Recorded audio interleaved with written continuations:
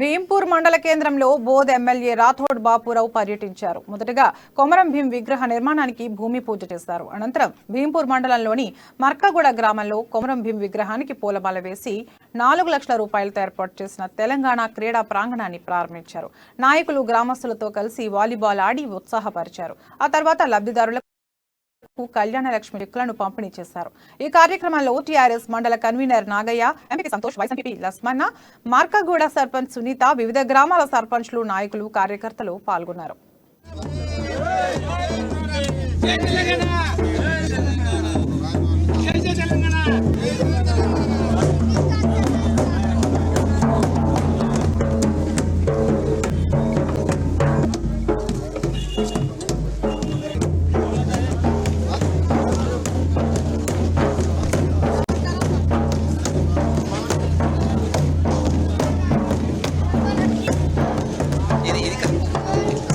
మధ్యలో నిబ్బంది రోడ్కు 10 కోట్లు వస్తా ఉన్నాయి.